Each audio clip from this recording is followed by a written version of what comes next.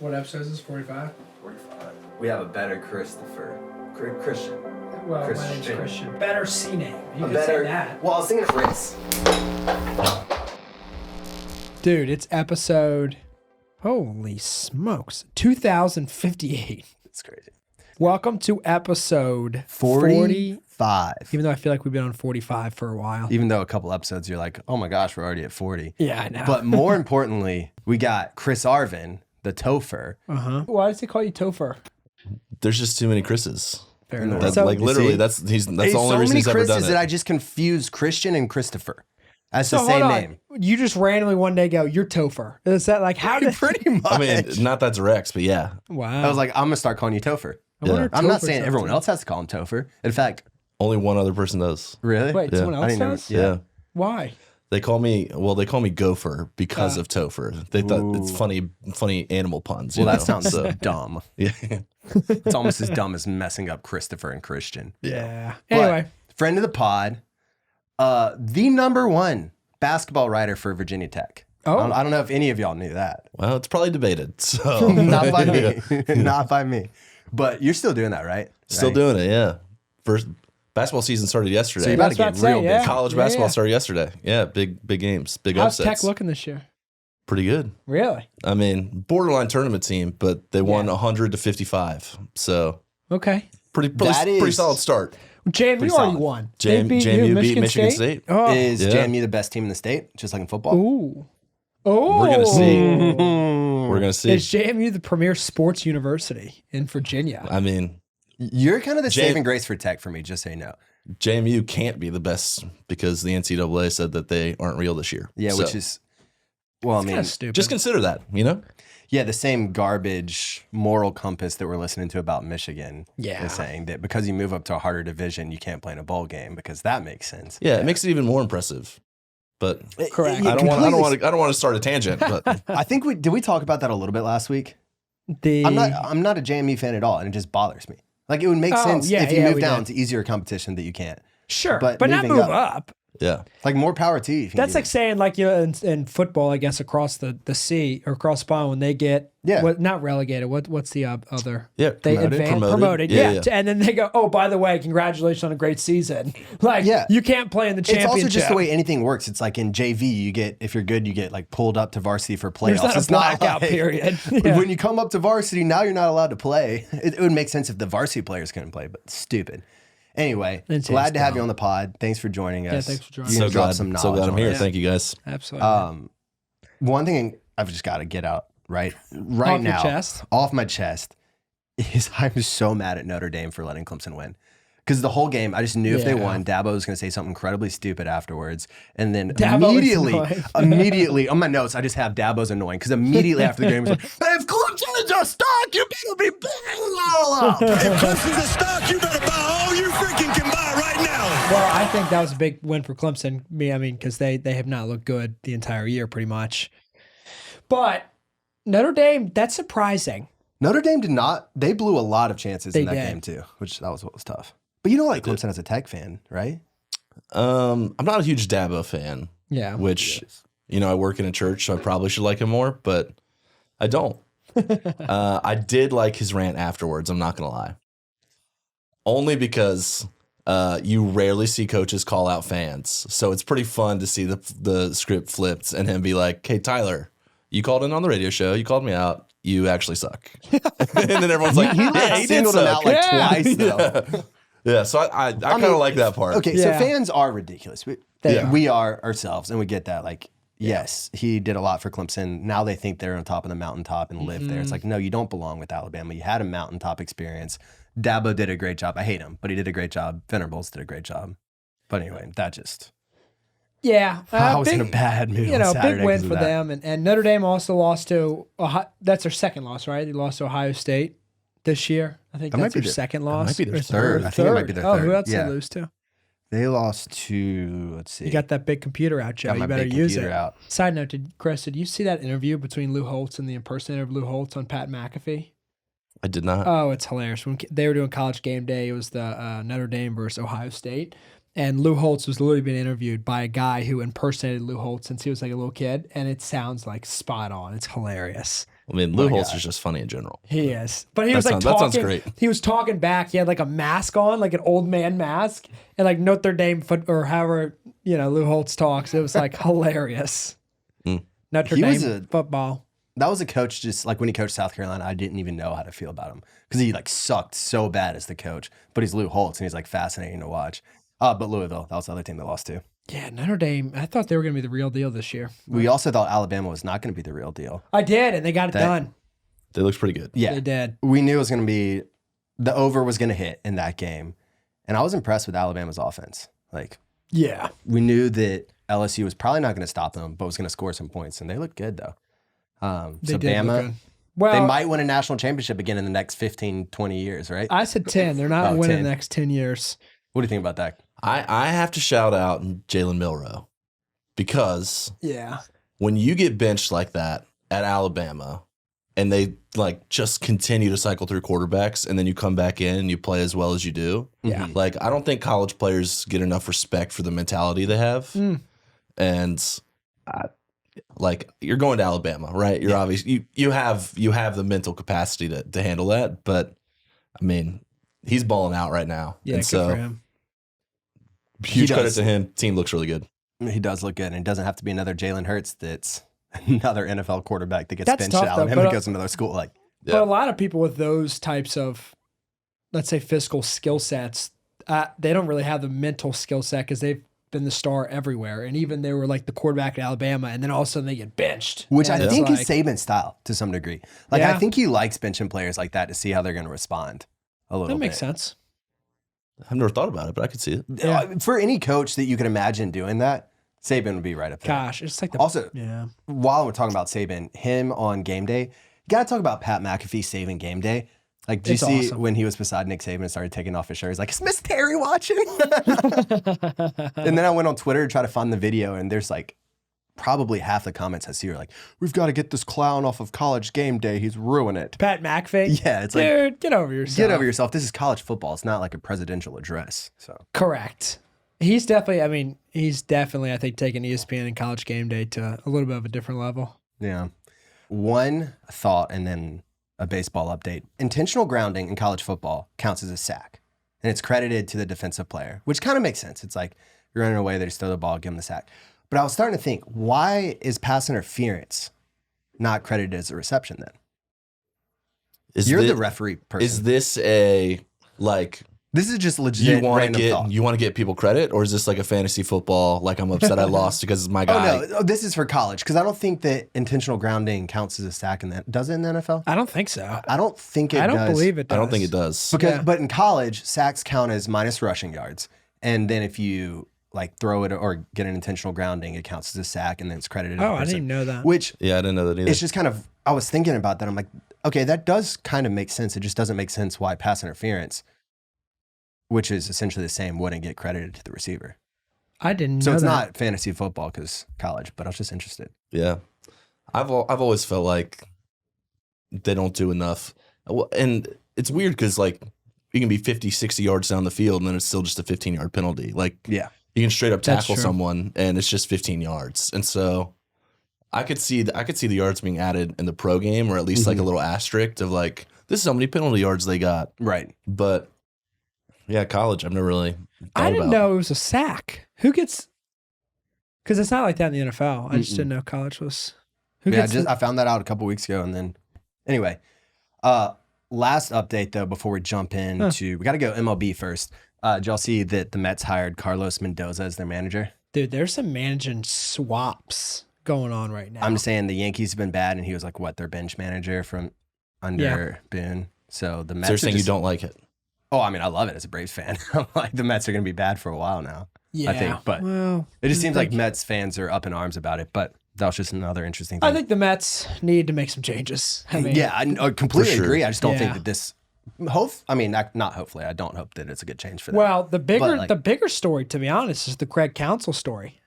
He's the one who went to the Cubs, right? Yeah, he went from the Brewers to the Cubs, which was shocking because he had so much success I think I forgot what the exact statistic was, but he's been the coach for the last 6 years, and they made the playoffs 3 or 4 times under him. Like, he's had a ton of success. And then he goes, well, I'm going to the Cubs. Yeah. Like, that's a surprising move because it's not like he's jumping from, the Atlanta Braves or someone like that. No, it's not like he's jumping from, the Miami Marlins to the Cubs. It's like he's jumping from a playoff contender to another, I guess, potential playoff. I don't know. I guess it's about money at the end of the day. Well, I was going to.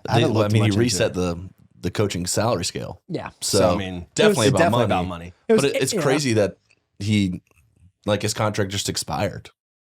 Like they couldn't get a new deal. They couldn't have traded him away for some sort of something. Like they literally just let him walk. I feel like you don't see that very often when a coach is that good. And when I read on it, it was like the Brewers, I guess, just automatically assumed that they were going to figure it out with Craig Counsell because obviously he was a player there too, and there's a lot of ties and a lot of success the last few years. But apparently the players are really hurt about this.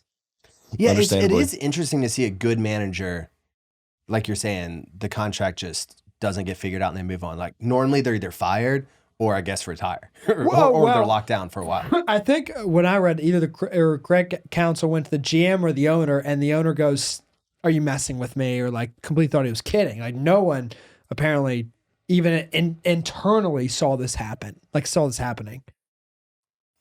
That's pretty crazy. Sounds like the well-run organization right there. Yeah, I know. But yeah, I think it's $40 million over 8 years. So $5 million a year as a coach. Yeah. That's pretty cool. I could do that. I could do that. I mean, Yeah. I'll do half a season. for the love of the game. Yeah. No. But I just have to love it. Really have to be invested. Well, since the Rangers won the World Series before or after we recorded, but before last episode, we do need to give them some proper props on this podcast. So I've got a little fun facts from it. Obviously, it's like a franchise first World Series, and they were one of 6 who had never won before, and they had been around the longest, if you count like not just their time in Texas. Oh, okay. And then, of course, well known, but they were 11-0 on the road this postseason. The next best, though, was 8-0, which were the Yankees in 1996, aka my year. They didn't lose a road game. Yeah. And then Corey Seager is the 4th player with 2 World Series MVPs, joining Sandy Koufax, Bob Gibson, and Reggie Jackson. Pretty good. Was I supposed to know them? Who's a Sandy Koufax? Yeah. You said Randall? Randall Gibson. And then Will Smith. This was an interesting one that I saw. The actor? Will Smith, the actor. He was on 3 consecutive World Series winning rosters for 3 different teams. I saw that. Wild. Wait, also, what? yes, in case you're wondering, he's the only player to do that if we want to get in the crazy stats. But more so, I just thought it was interesting that he did that. The actor? He was, the actor. The actor pitcher. Because he was with the Braves in 2021. Okay. Then on the Astros in 2022. Oh. And then the Rangers in 2023. So he is actually not just first of MLB, but he's the first player in MLB, NFL, NBA, or NHL to appear in at least one game for 3 different consecutive championship teams. Wow. Again, it's just more interesting that he was on 3 consecutive. But that's nuts. Are the Braves going after him now? Is that what you're saying? Come on back. We and miss you. Last little fun fact I have for the Rangers is they lost 102 games in 2021. And they won the championship this year. So there's hope for your franchise, unless you're a Carolina Panther crazy? fan. Yeah, unless you're a Panther that's fan. owned by then David it's- Tepper. Then it's over. It's not looking too good. Yeah. Not looking too Then good. it's for the next 10 years. It's like Alabama. They're not winning the national championship. Yeah, because they're trash this year, clearly. Anyway, let's keep the vibes high. Let's toss it to Let's Iceman. keep them low. Oh, wow. Yeah, What's we up, did it. We everybody? just got This it. week's Unsung Hero goes out to Dick Vitale. Yes, the ESPN anchor for college basketball, hired in 1979, has been a staple in our homes in early fall all the way through March, as his energetic and gravelly voice ushers into some of the greatest moments in college sports. It's phrases like diaper dandy and dipsy do dunkaroo that Sounds will like forever Christian, be a part of his vernacular and somebody we always associate those things with. Jam. But a couple years ago, Dick came forward and said that he had been diagnosed elevator with man cancer, gets me every specifically time. on his vocal cords. and away, The one place that he gets all his power and charisma from So good. is that energetic voice that we get to hear from him. But Dick had to take a step back. He came back into the booth last year after going through some therapy and tried to do a couple games and realized it just wasn't going to be there. So he stepped away again. And for the last year, Dick has gone through radiation therapy with Mass General Hospital to try and get himself back on the road to recovery. He's gone total vocal rest. He's barely spoken over the last year as his voice and his throat try to heal. But this past week, Dickie V announced to the world that according to his doctors at Mass General, there was no cancer on his vocal cords whatsoever, and that he is aiming for a return to the booth this fall. Specifically, Miami versus Kentucky at Rupp Arena on November 28th. Oh, cool. I think we can all agree that the world is better with Dickie V. College basketball is way better with Dickie V. And there's nothing that would make it more super scintillatic and sensational than having Dickie V back in the booth. So here's to you, Dickie V, beating this round of cancer and getting ready to step back into the booth. We're all better in this world because you're in it. You're this week's Unsung Hero. Let's go, Dickie V. I think the music made it more emotional. Yeah, I tried to play with the heartstrings there. Get the feels Nice, in there. man. I It think it worked. made it a little bit more emotional, to be honest. Love some emotion there. I'm kind of tearing up. I'm kind of tearing up. Yeah. That's awesome. Though. Love Dickie V. Love Kind of Dickie want to V. throw up now. Loved your impressions too. Oh, yeah. It gets me every with time, another man. one. Hit us with That's one more. just my Oh, one, yeah, man. yeah, Like, yeah, hit it I just- again. Hit it again. Up and away the elevator, man. I love it. Yeah, That is I so love good. that. it's, yeah. I love That that Slam one. Bam Jam's Oh, a good man. one, too. And like, he's so... The Slam Bam Jam. What a guy, Slam Bam Dickie Jam, V. baby. All right, well, let's jump into NFL Week 9. We're gonna do it a little bit different this week. It's a little diffy. We're just gonna talk about games and things like we normally do, but we're gonna kind of put it in the framework of good, bad, and ugly from the weekend. Yep. Probably bounce around. Who knows what's happening? But I wanted to kick us off first with Max Crosby, Oh. the guy coming in with 3 sacks, killing it, and then also donating $1 million to Eastern Michigan. That was just the week before, but like, what a Oh, I start! didn't even see that. I didn't see Yeah. that either. Just for their like athletic program? Yeah. or- So I think they're actually naming the field Crosby Field now, which is Oh, gonna be that's sick. sweet. They should. Yeah. Because his wife also went there and played, I think, soccer or something cool. like that too. But yeah, so Is he that had EMU, Eastern Michigan University? yep, EMU, Nice. EMU. But he had 3 sacks against the Giants. I think he's up to 9.5 on the season. But he's just a dog, and he's holding down the Raiders defense. Get Josh McDaniels out there. That's the other piece. It's like the Raiders, they get rid of Josh McDaniels, and then they get Antonio Pierce, and it just looks like the Raiders are having fun. Yes, and they just destroyed the Giants. Destroyed. I mean, like, destroyed the Giants. And Daniel Jones probably out for the rest of the year. I mean, that was the perfect time to face the Giants or to fire your coach, and you needed an uplifting story.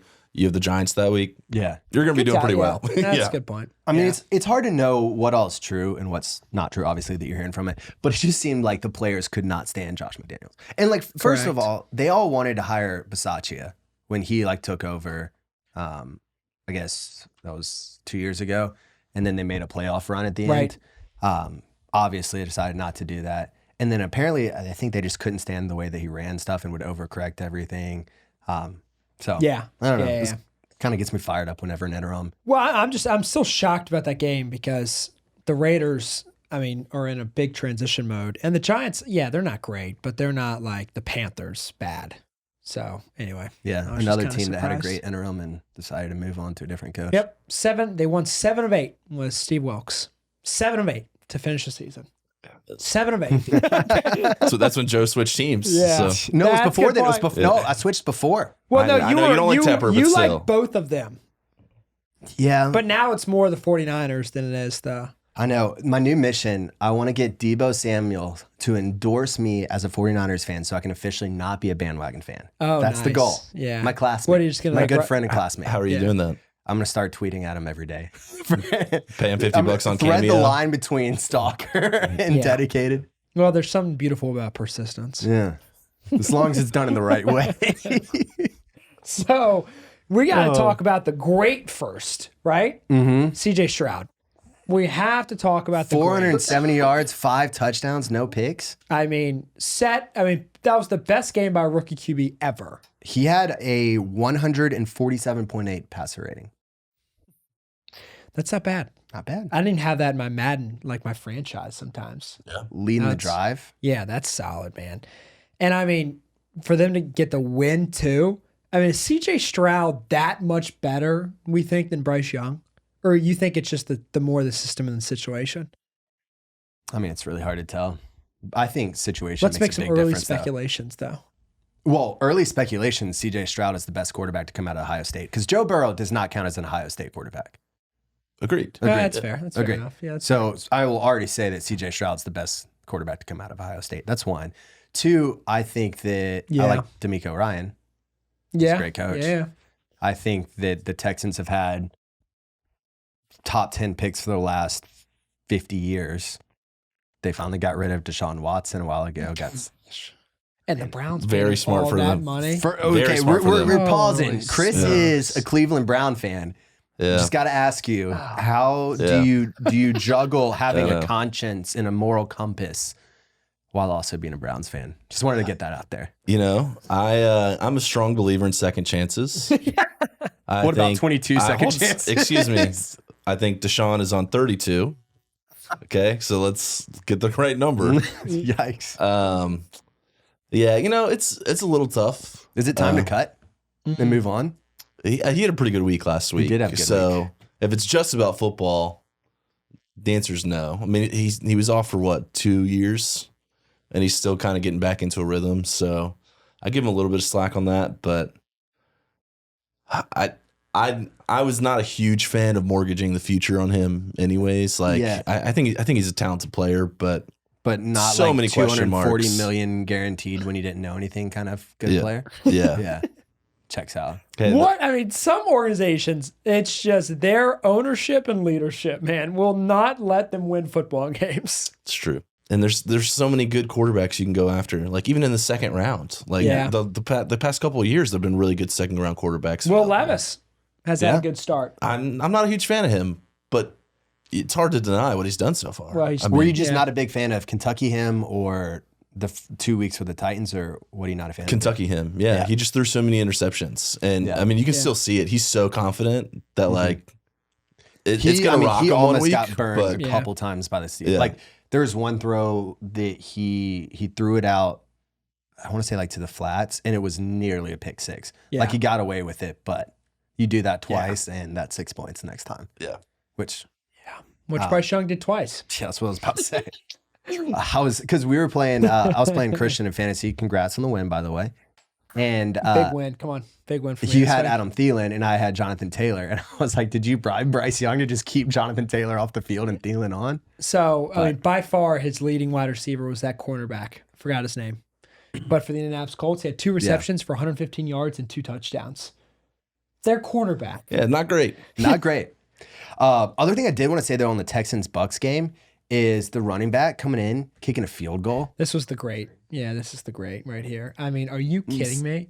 You just love that. There's Nails my favorite's Baker Mayfield's reaction if they show it. That's Yeah. hilarious. And then D'Amico Ryan when he's like, hold on. and he flashes them But pearly Baker, whites. oh, it didn't show Baker. Baker Mayfield goes. Yeah. You're like, all right.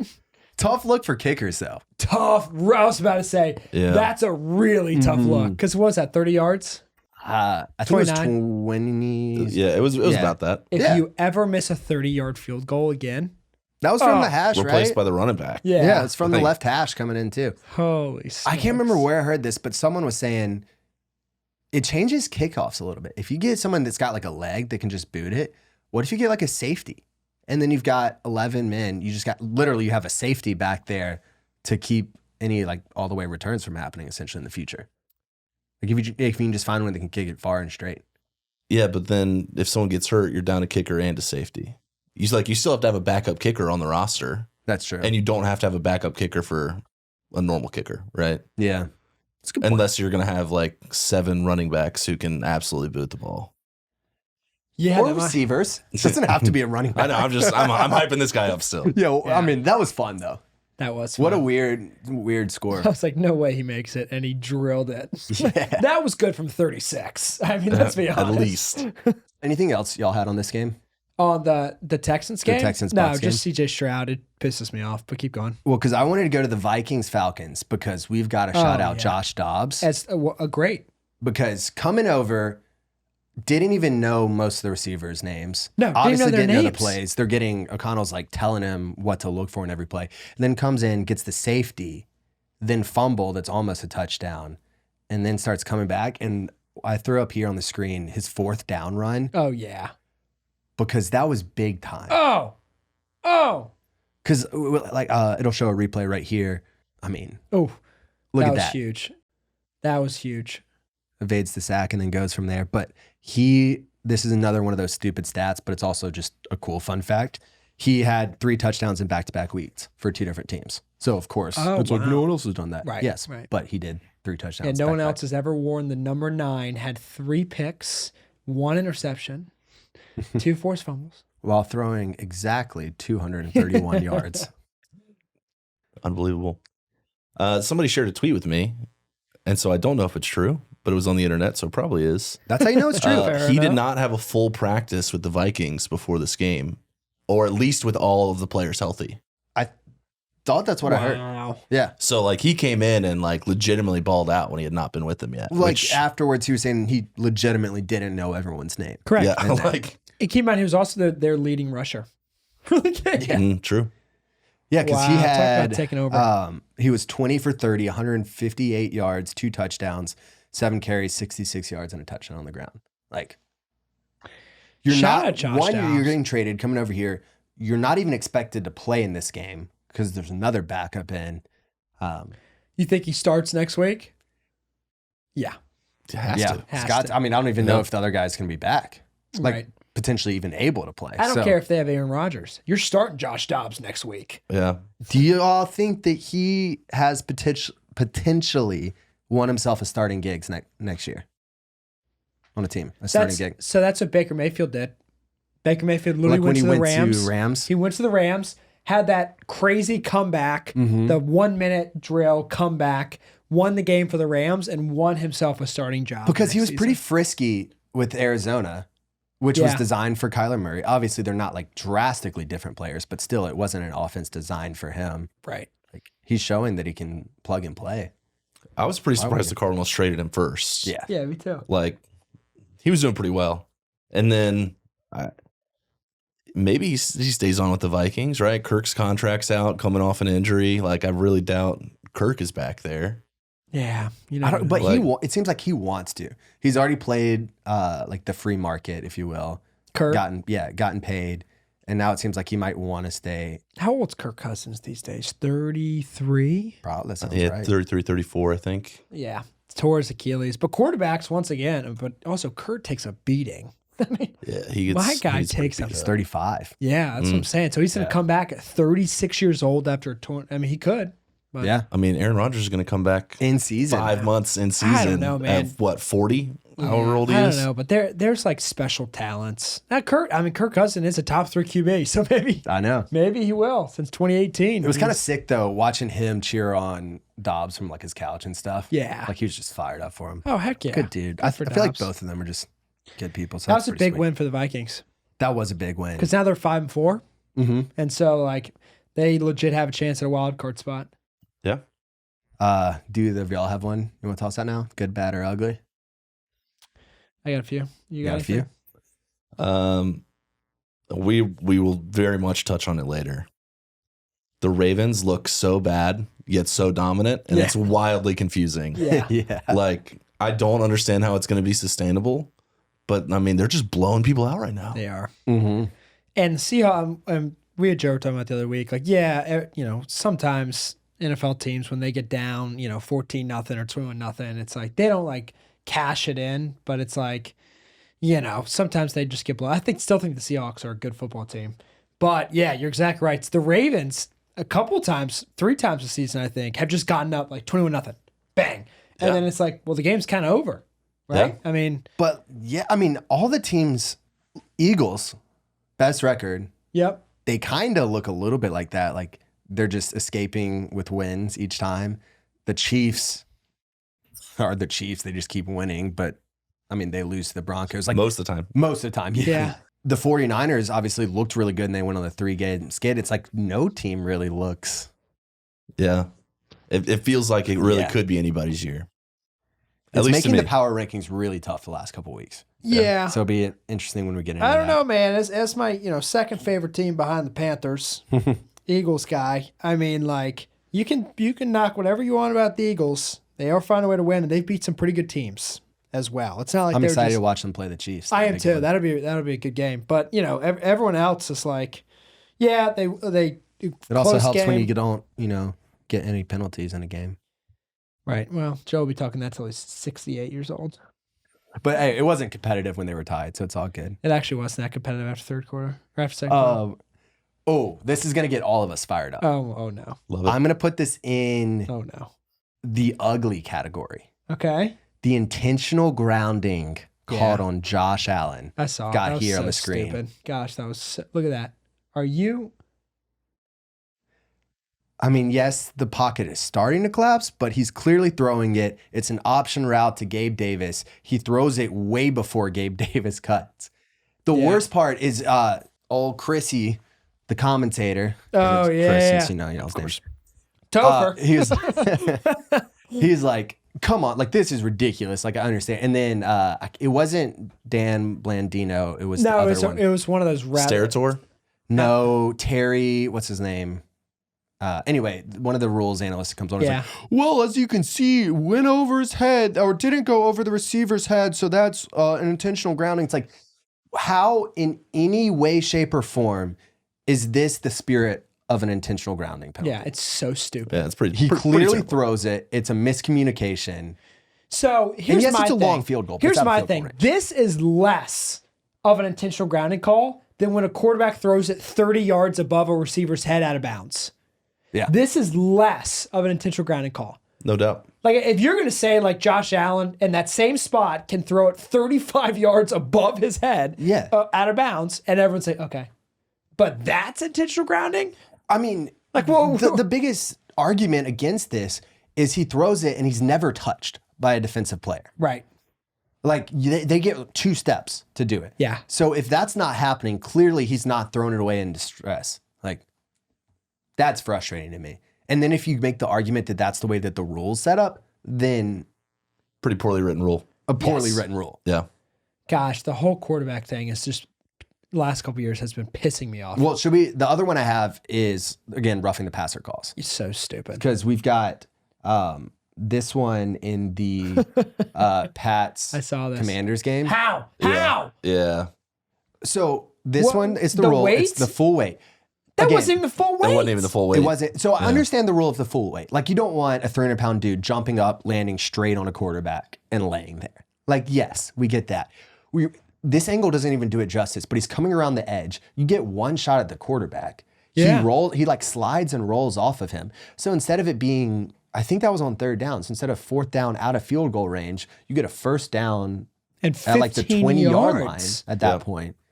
And then you just get to keep rolling. And like, then I understand that they make a lot of money, but they're fined $15,000, $30,000 for that hit. It's just, I don't know. It's wrong. And then again, it's like, I feel like it's the way that the rule's written is a problem. Cause it's like, I guess kind of he lands on him. Yeah. I mean, and But even the announcers were like, no, this one's pretty terrible. Yeah. And it's like, even like when the announcers and the rules official are like, well, you can see why they called it. It's like, then they shouldn't have called But you it. should, yeah, because Like, you shouldn't be looking for a reason to make the call. It's Yeah. not like, oh, well, I can justify why that call was made. You know what I mean? Like that's not the spirit of the rules. like as a basketball official, they say you just call the obvious. Right. If everyone in the stands can't see why you called that, you probably shouldn't be calling it. I like that. So why is it not the same for the NFL? Why is it not the same for other sports? Yeah, you're I like get trying to it. catch a technicality. Yeah. Your job is to see what other people don't. So like I get that it's not always going to be like if everyone sees it, right? But come on. That's just, it's so difficult for a defensive player now. It's so difficult. Like, how do you have like an all-in, almost like warlike mentality trying to like bull rush or get And then around you a gotta tackle? like touch his pinky. And then, right, you got to come in, but you need to sack him And you before can't get go away low, with it. and you but can't need go to, high. Yeah, but you can't throw him around, but you got to come from the slide without ever slamming him. Like, yeah. Quarterbacks are going to eventually get flags, and you got to pull their flag unless they're past the line of scrimmage. And Yeah. like I would they're- almost rather that. they're at this going to point. make something crazy happen because they're like, no, you just You can't hit them like that. And I get where the NFL's come from with roughing the passer because it's like the quarterback a lot of times helps with the ticket sales. They help with the franchise. And so, of course, the worst thing a franchise they can have to a franchise, Kirk Cousins going down, Aaron Rodgers going down. And I get it. But yeah, now I might as well just give him flags and just pull the flag. And then there it is. There's a sack there. The other one that's really frustrating to me, thinking about it from a defensive player mindset, is when someone is running along the sideline and they choose to get 3 more extra yards. And then so you've got to hit them, otherwise they're about to get a first down. But then they take like one step out of bounds and then it's a personal foul. And it's like, how do you defend that if they're not giving themselves up and then they wait until they're about to get hit and then they give themselves up? That just feels like an impossible situation. The one that kills me, it's more in college than pro, is either targeting or unnecessary roughness with the crown of the helmet. Oh, yeah. Because so many times the offensive player lowers their helmet. I saw it a lot with Trevion Henderson in the Ohio State game this past week. Like, he just was smacking people with the crown of his helmet as a running back. Didn't think about anything. Somebody came up later, hit him, and they're like immediate targeting. It's like, hold on. Don't talk about player safety, but only call it on defensive players, right? And that feels like what's happening here. In the South Carolina Texas A&M game, there was South Carolina was on defense. A&M was reversing the field, and so the defensive player was like flat-footed. Offensive player was dropping his helmet, got lower, and so his like head bent down a little bit more, and so he like tackled around him, never left his feet or anything, wasn't like spearing with his head. Play ends. About 30 seconds later, I see like an official review. I'm like, what's happening? And then they review it and call it a targeting. I'm like, what? It's so stupid. So like, I'm all for player safety, of course, but it's all player safety. But all player safety, yeah. And so like defensive players are going to start getting hurt because they're going to have to avoid. You can't go low, you can't go high, you can't hit them on the back, you can't land on them. Like they're going to start contorting in a way where I think you're going to see something crazy, and the NFL is going to be like, well, I'd rather that happen than quarterbacks. It's like, come on. Dumb example, but like in high school, our running back was by far our best player. And so like whenever I was like rotating on scout at like linebacker or something, the coaches would get mad if you like didn't kind of get up close to him like you're about to tackle him, but you couldn't hit him. And sometimes he would just be like in a bad mood and want to lower his shoulder into you. And so you couldn't do anything. You just had to like get there, stand, and wait for him to hit you. And that's what this kind of stuff is turning into. Yeah, 100%. That's funny. Where it's like so, and then it like hurts. It sucks. You're gonna get hurt from it, but like you can't do anything about it. Yeah. Well, so that one was tough. A positive though, did y'all see the down punt that the Saints had? So I've watched a lot of, especially in college, just lack of awareness, and so this one got me fired up. It was a great punt. McAfee fired up too. It was a great punt. Oh, wow. Just a beautiful diving stop on the goal line, spikes it down at the 1.5 yard line, rolling out of bounds. That's beautiful. Gosh, it's nice talking about the Saints for once. The NFC South just sucks again. I mean, they just suck again. Another one that was beautiful was Keenan Allen's reception that put him over 10,000 receiving yards. That was a great reception. Oh, I didn't see it. Here you go. Do you want to see it? He like turned around. It was, I don't know how he caught that, but that was incredibly beautiful catch. Yeah. And then the fact that was what took him over 10,000 yards on his career too, that was pretty sick. Yeah. I think the last good I want to talk about real quick is the Bengals. I mean, just Joe Burrow in total. Dude, they look bad. So there's some bad dudes out there. The reason I left them off the top 10 was because I really thought they were going to lose the Bills. I thought the Bills weren't playing well the last couple weeks. So we're going to turn around against the Bengals. Yeah, you made that one of your picks? Bengals, yeah. Bengals I'm hedging all over the place here. You're a wild man. No, I picked the Bills to cover. No, you picked the Bengals.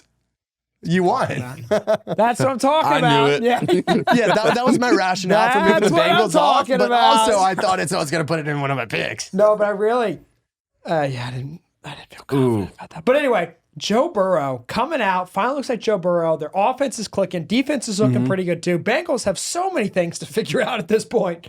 I mean, like they've lost. The Bills have so many things. They've lost 3 straight, I believe. Yeah, I mean, they're fringe not being a playoff team. Correct. And it's like, well, it's like the whole. Yeah, I mean, is Josh Allen the most overrated top 5 QB? You know. I love how you're making this an actual argument. something to talk about. Yeah, but like, do you think that he's actually 4 or actually 5 or like he's super overrated? He's an He might be one overrated. position He's an overrated 4. Who said he's 4?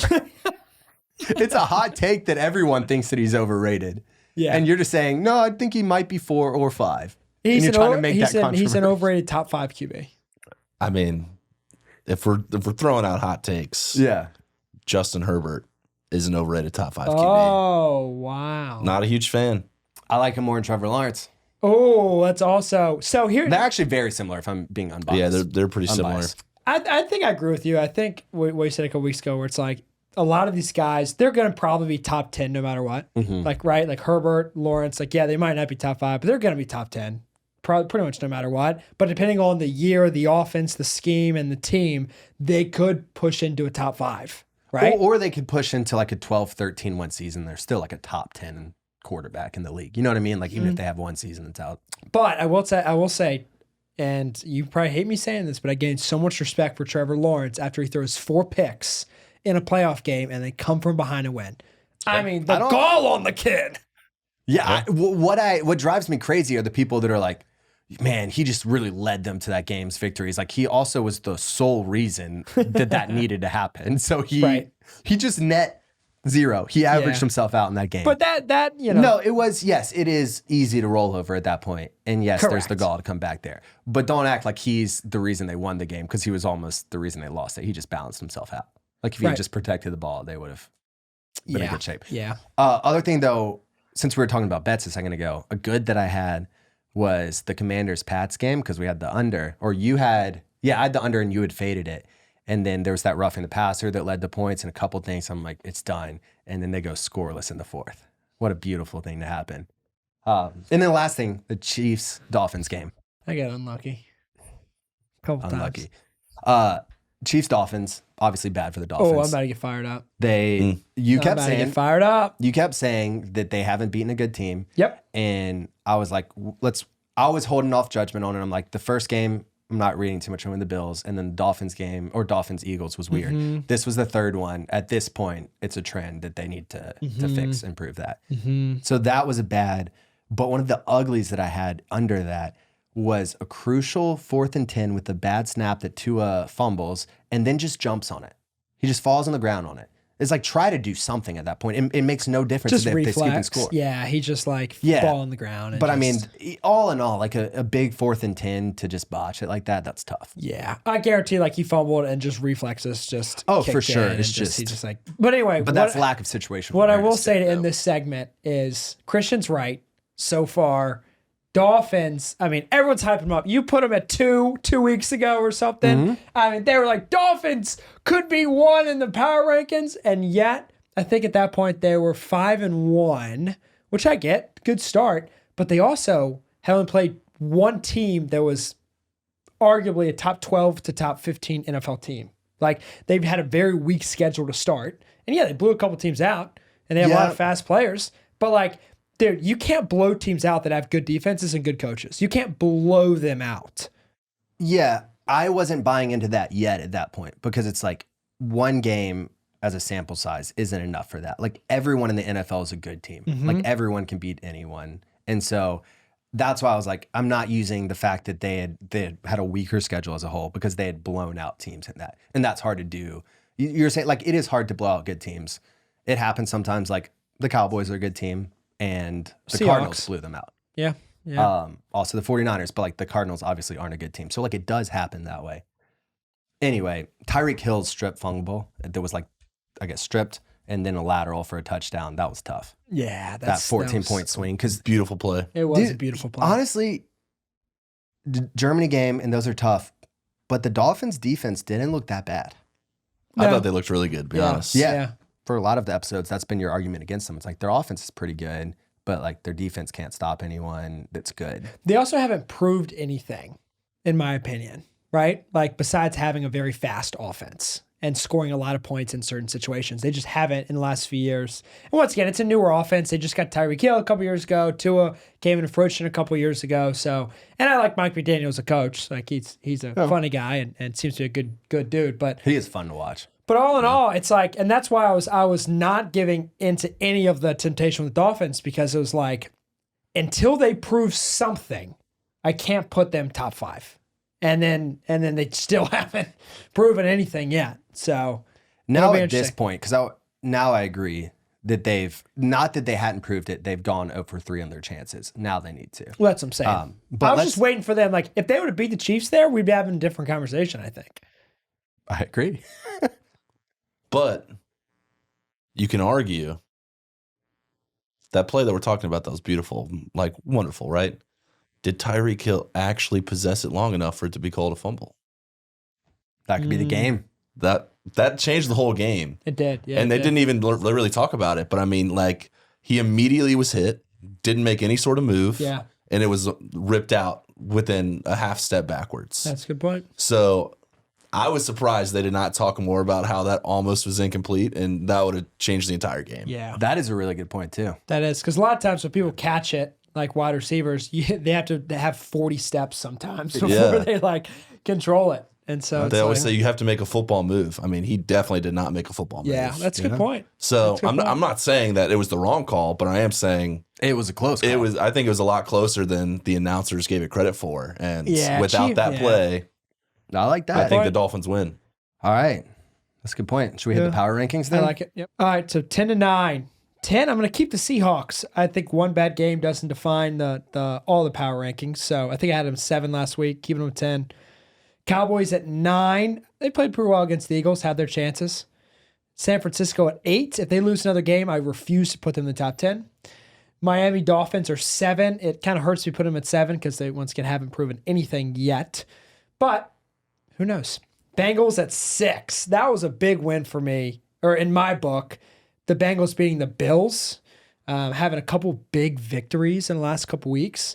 I think they're 6. They keep playing like this. I mean, there's no reason to count them out from the AFC. I think Lions are still 5. Ugly loss or one ugly loss, but once again, the other games have been pretty solid. Jaguars at 4, which is surprising. I don't think any of us thought we'd be talking the Jaguars at 4 5 weeks ago. But Trevor Lawrence, I mean, he's getting the job done. He's not playing, outstanding, but he's getting the job done. Jaguars defense looks good. Ravens at 3. They're a very weird team, like you said, Chris. It's like they get blown out, or they kind of blow someone out, or they're bad, or they're good. It's like, but if you take their A game versus a lot of other people's A games. Chiefs at 2 still, and then Eagles at 1. Eagles just find a way to keep getting it done with the 8-1 record. And Jalen Hurts is now 16-1 at home in the last 17 home games. Solid. Still, I'll get into it in a second, but interesting that the 49ers go on the road to the Jags and are still a favorite and are 4 positions lower. But I understand your rationale. You'll see when they lose. All right, so 10, I've got the Browns. They've got a great defense.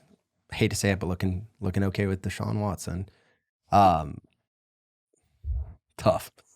Cowboys at 9. They looked pretty good against the Eagles for the most part, but I feel like they have a really high upside, but they just don't have the clutch factor, I think. Dolphins, I'm on board with you now. At this point, they're at 8, and they have gone 0 for 3 on their chances to prove themselves. They need to at some point to move past that. Lions, 7. They're a very good team. I honestly struggle to know where to put them, though. Yeah. 7's my favorite number, so it might seem low for some people, but it could be an honor because it's my favorite number. 6, Bengals. They are a tough team to beat right now. They're looking good, and I think that their offense is going to continue to click. Then we've got 5, the Jags. They're coming off the best month in their franchise history, which is big. But, like I said, the 49ers are going to Jacksonville and are the favorites right now. They had a tough stretch, but they're back healthy. I think that this bye came at the perfect time because they might could have kept skidding, but they have too many studs on the roster. They're healthy. They might not be the best team playing from behind. That's still out there, but I don't think they're going to fall behind at all against the Jags. I think they're just gonna get the job done. Also, even with their 3 losses, they're still plus 78 point differential on the season. Then we've got 3 the Chiefs. This is tough for me to go against their defense and again the young GOAT and Patrick Mahomes. But if you look at the Ravens and the Chiefs, the teams they've beaten both combine for a 29-28 record. So the strength of schedule for their wins are about the same. The Chiefs did lose pretty badly to the Broncos, whereas the Ravens, their losses were one, the Steelers, which is just in division, always going to be like a tough game for the two of them. And then the frisky Colts. I'm kind of big on the Colts sometimes. Not like for a top 10 team, but they're a little bit frisky. And that was an overtime loss. And so between the two of those, and plus the Ravens are plus 115 on a point differential this season, it's tough to know how to do this, but I wanted to put the Ravens at 2. And then Eagles, they're still 1. They're 8-1. I hate to say it. Plus 57 points on the season. Best record, you got to put them at 1. Getting it done. They're getting it done right now. Fair. I'm excited, though, for the Chiefs-Eagles game. Oh, me too. That'll be good. Yeah, that'd be That's great. going to be great. 10 was probably my hardest spot. 10's hard. Mm-hmm. I had Seahawks, Browns, and Steelers all in contention for that. Yeah. I still don't think the Steelers are great. Didn't put them there because of quarterback, but they have some pretty impressive wins, like you just said. I went Seahawks. Mm-hmm. 9, I went with the Bengals. You guys both have them at 6.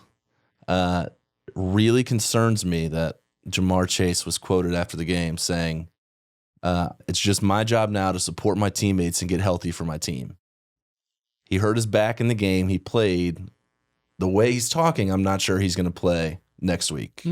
Ooh. And so if he's out for 1, 2, 3 weeks, I'm not sure they keep up the hot streak. Mm-hmm. That's a good point. So a little bit of a projection, but I have them at 9.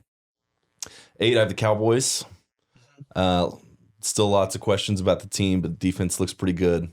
7, I have the Lions. Kind of the same thing. I think Montgomery coming back is going to really help them, but also could really hurt them because they did not use Gibbs when Montgomery was healthy. And Gibbs And nice. Gibbs has looked so good, Yes.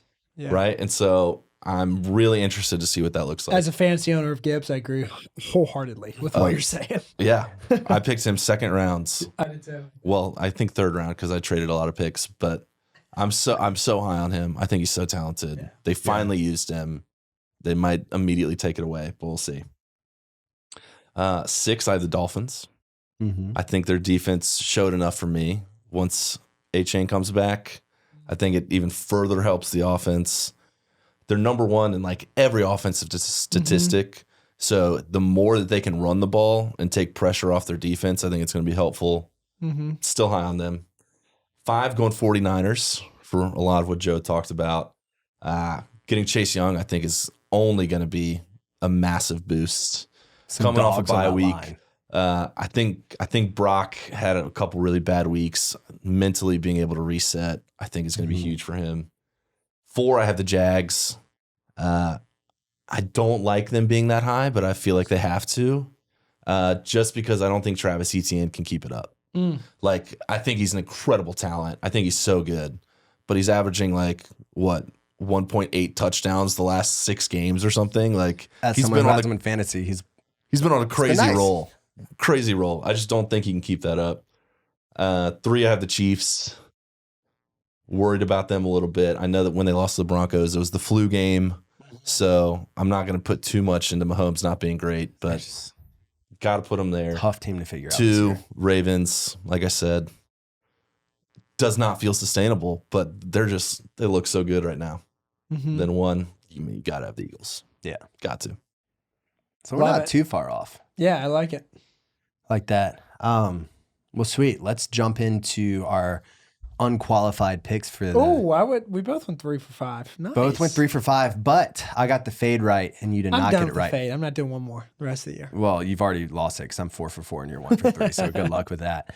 That 0 for 5 week sucks because now I'm 23 and 22 overall, which is 500, which sucks for a league that's made for 500. It's embarrassing, but whatever. One thing I gotta say is Vegas is too good with odds. Dude, so they're very for the good. Titans at Steelers game, I ended up doing a parlay, moving the line and the total point because I was just like, I'm not really sure where to land. It was the Steelers minus 3.5 and the over-under at 36.5. The actual result was the Steelers had a 4-point win and the total points were 36. So it missed by a half point on the spread and a half point on the over-under. Dude, why don't we do that more often? We just adjust like that. Well, I actually do that in real life a lot. I just don't do it here. But I actually do have a pick life. But anyway, so we both went 3 for 5. That's enough said about that. Yep. Why don't you run through your picks first, though? Yep.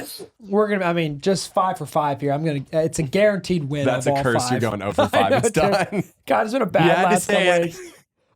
Panthers at Chicago. No chance Panthers come even close to the Bears, I feel like, on Thursday night. Bryce Young has a smooth 98 yards passing. Texas at Bengals. Bengals keep it up, minus 6.5. They don't shut down CJ Stroud, but they contain him. Colts, Pats, and Germany. I like this game, and I like this game because the Colts think they're good now because they beat the Panthers by 2 scores. And the Pats with Bill Belichick in Germany. I just think Germany and Bill Belichick go together pretty well. I don't know why. Just no real reason behind it. I just think it's going to work out well. So I'd like the Pats to cover the 1.5. A little bit of an underdog there. Browns at Ravens. I like Ravens minus 6. I like them to keep rolling. Browns do have a great defense. Deshaun Watson, like you said, Chris, looks pretty good. Not fantastic, not awful. Looks pretty good. But the Ravens, if they keep it up, my freaking goodness. If Gus Edwards scores another touchdown, I'm going to throw up somewhere. Mm-hmm. Lions at Chargers. I got the Lion. What is that? Minus 2.5. I mean, it's time for people to know the Lions are the real deal, and I think they take care of business against the Chargers on Sunday. All right. First game up, I've got the 49ers in Jacksonville. I'm taking San Francisco covering the spread. This is the chance to buy San Francisco stock low. The 3 games, that's the time to just go all in, spend all your money on Dabo. But Jags were hot. Like I said, best month in franchise history. The Niners needed a reset. They both got a bye. I think that was the Jags' chance to cool off and the 49ers' chance to reset. And again, like the Jags are outperforming. If you look at the 2 rosters, like San Francisco's got it.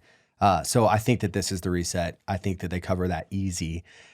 Also have Cincinnati covering against the Texans. But like Chris said earlier, a little nervous if Chase is out because he landed on the back hard. Like he could be feeling that for a while. But Joe Burrow looks so good now that he's mobile again. And then the Texans came off that like emotional win against the Bucks. But anyway, so I'm going to stick with you there. And then I'm going to go the opposite direction in Germany. I don't think the Patriots are a good team at all. I think that the Commanders are a bad team and look like a good team against the Patriots. It's tough because Germany games or international games in general are always just weird, unpredictable. But I've got the Colts covering minus 1.5. You said 2 or 3 weeks ago you're never going to do another international game. I know I shouldn't. It's stupid. Like, this is so hard to predict. Anyway, I'm going to try and I'm going to fail probably. Then the 4th game up, I've got the Jets in Las Vegas. I think this is a more emotional pick than rational, but I love the idea of the Raiders rallying around an interim coach and then going off. Also, this is dangerous. Transitive property is never a good idea. But if you look at it, the Jets 2 weeks ago played the Giants and beat them 13-10, and then the Raiders played the Giants last week and beat them 36. Again, it's a terrible idea to ever use that logic. But throwing that out there for that. Chargers defense looked elite against the Jets, and they're not that good of a defense. Yeah. All in all, I'm going to take Vegas here.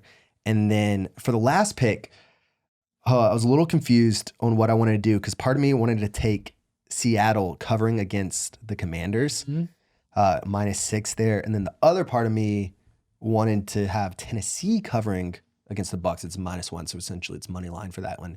But instead, I want to do what we talked about, make a parlay of both of them and move the line. So I'm going to have Seahawks money line against the Commanders at home, and then Tennessee plus 4.5 against Tampa Bay. Nice. So that's going to be the 5th pick. I like a lot of what you guys did. I think I do lean Colts. I think the Jets are gonna take it against the Raiders. Ooh, I like that. Not a bad pick, but I wanted it for the Raiders. No, I get it. Emotionally, Again, like it's an emotional pick. Emotionally, I'm with you. Gosh, but the Jets offense. Jets offense is so the bad, Jets but the offense is defense so bad, so is looking good. pretty good. Yeah. So. But then I'm like, are the Raiders starting to finally click with O'Connell instead of Jimmy G? Who knows? Maybe. I don't really think Yeah. so, but that's the wild card pick in there. It's my least confident one. We've got Mr. Incognito coming back, and he's 13-12, so just under 5 or just over 500. But let's see what he says about college football. All right, guys, Mr. Incognito checking back in. Another big week of college football. A lot of highly ranked matchups going on. It's going to be a good one. Lock of the week, we got Miami traveling to number 4 Florida State. This one's interesting. It's kind of like an old rivalry game. These teams still hate each other, but, man, 30 years ago, it used to be a really good rivalry.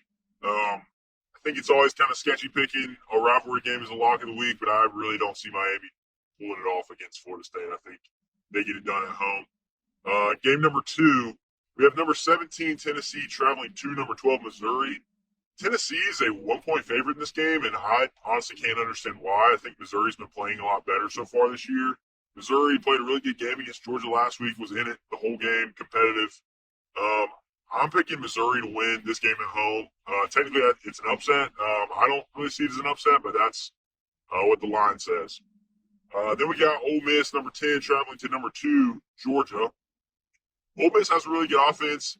Georgia is a 10.5-point favorite, and I actually love where that line's at. I'm going to say Ole Miss covers. I think it's going to be a 10-point game. So I think they're going to cover that. I think Georgia's going to win, though. Last one I'm going to touch on is number 3, Michigan, traveling to number 11, Penn State. The line is at 4.5 in Michigan's favor. With it being a road game, I guess I kind of understand that, but the game's at noon. If it was a night game, I might be a little more lenient on this, but I think Michigan's going to win by well more than 4.5. So I'm picking Michigan against the spread on this one. All right, guys, take those picks to the bank. Catch you next week. All right. Cool. Great picks. So for the draft, we're going to do best sitcoms or favorite sitcoms, however you want to slice and dice it. Chris, as our honored guest, you get to go first, and then Christian, and then me. And then snaking it. And we're And snaking. we're going to snake draft it. Wait, And for so the I sake get of time- second every pet? Yeah. Yeah. All right. It's not necessarily the best, but I feel like it's where you have to start. The Office. No, that's what That's I was gonna going be to mine. pick. Yeah, have to. It's always my Especially favorite. our generation. Yeah. Yeah. Man. All right, I'm going to go. You got to go classic here, Seinfeld. I'm going to go a little bit classic, but Seinfeld. That was 1 and 2 on my list. Really. Oh, no. This might be surprising, though. I'm going to go for my number 1, It's Always Sunny. To the Dang it! The consistency of doing it as well as they have for as long as they have is so impressive. Not even on my list. Really? That was on mine. Yeah. Yeah. Ooh. A lot of people don't like it, but I love Friends. Gosh, I mean, So I'm Rest taking in them peace. too. Yeah. whatever. All right, R.I.P.. I'm going to go with something a little different here. The Simpsons. Mm. I'm going to go with Simpsons. It's just a funny show. Yeah, that's good. I'm gonna go Schitt's Creek. Had that on my list too. Yep. Yeah. And then Parks and Rec. Oh, that's where I was going to go. All right, I'm going to go. Number 3 for me is SpongeBob SquarePants. And I'm considering it as a sitcom. I didn't even think y'all were gonna have it. That was gonna be my 5. Oh my gosh. Well, I didn't Yeah. have it, but that's hilarious. Yeah. That's amazing. No, 100% on the list. Has Come on, to be. baby. So good. So I've got 3 and 4 right now. Okay, I'm gonna do one of my personal favorites, Brooklyn Nine-Nine. Yep. And then for the 4th pick, another personal favorite, New Girl.